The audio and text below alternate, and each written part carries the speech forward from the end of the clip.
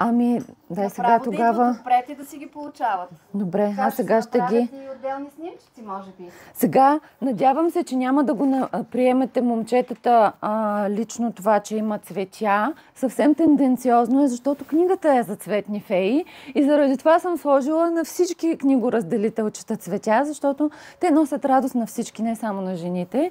Така че не съм ги разделяла. Постарала съм се някои момчешки да са по-така в синичко, но задължително присъстват цветенцата като символ на книгата, която съм създала.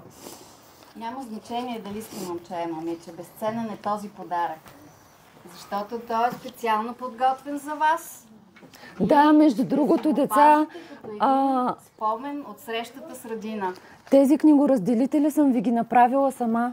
Съвсем сама. Не съм ги поръчвала някъде, не съм ги купила от някъде. Всичко съм направила специално за вас. Да, точно за вас. Можете да четете и да се обогатявате с художествена литература и да творите.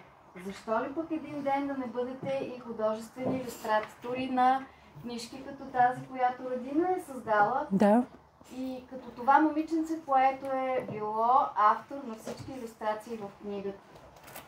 А защо да не бъдат и на мое място и те да напишат книга? Още повече, щом са в този литературен клуб, вярвам, че има предпоставки за това. Точно така. Има такива сред вас, които имат по-специално усещане към думите и биха могли също да творят и да създават текстове.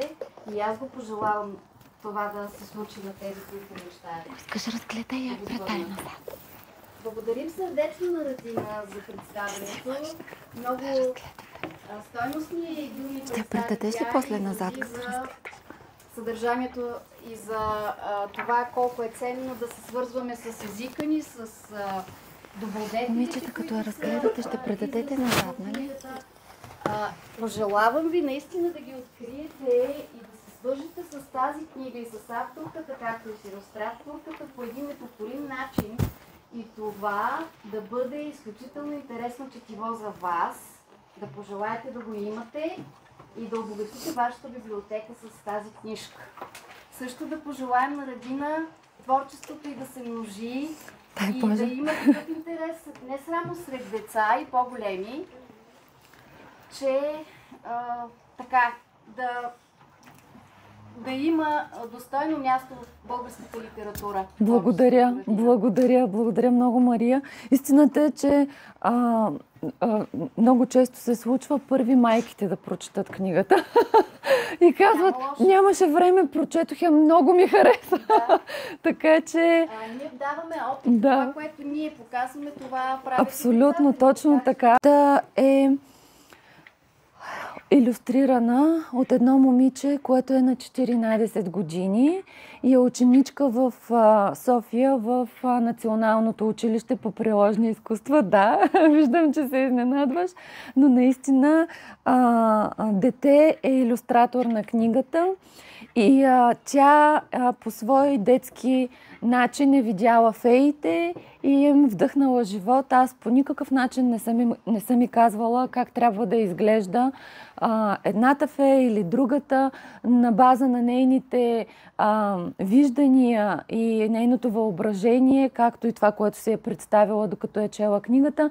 Тя е създала техният образ, такъв какъвто вие ще го видите вътре в рисунките, които са много цветни и са уникални сами по себе си, защото детето има един по-различен прочит и по-различен стил на рисуване, който вярвам, че вие като съвременно младо поколение ще оцените, защото е смесеца между романтично и малко този новия стил, тип аниме, което децата толкова харесвате сега.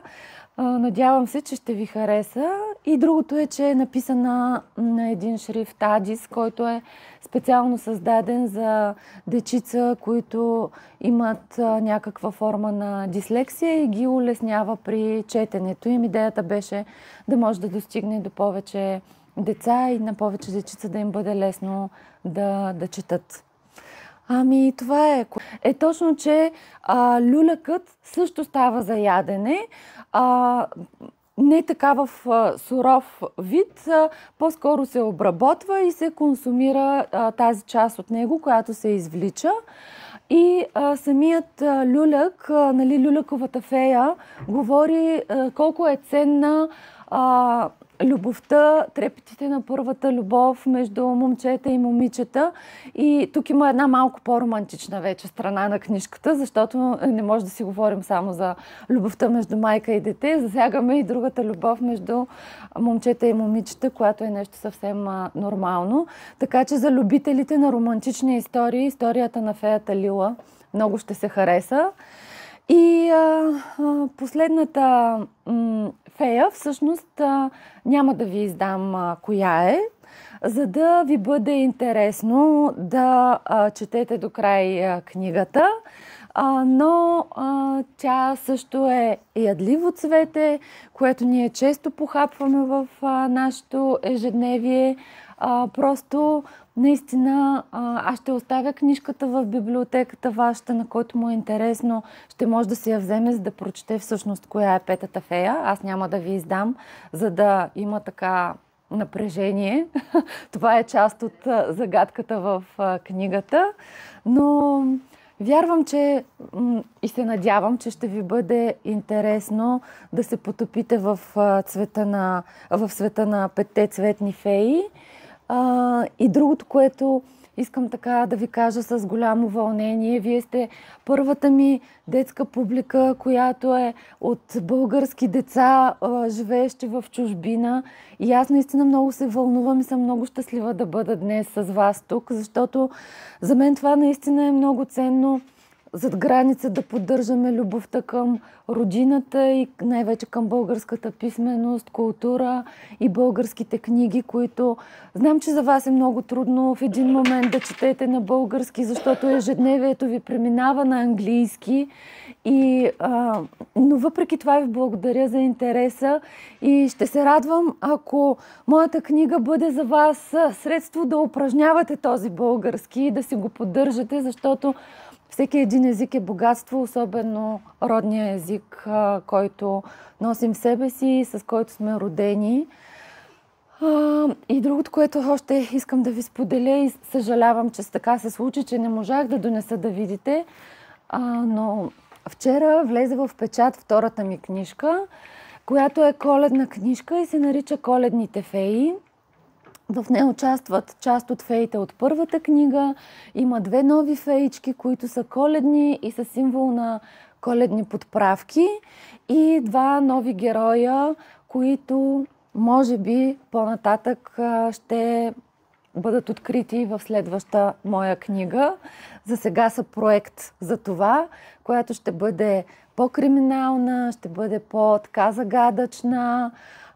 Така че ще се радвам, ако успея да ви увлека и да ви харесва да четете и на български.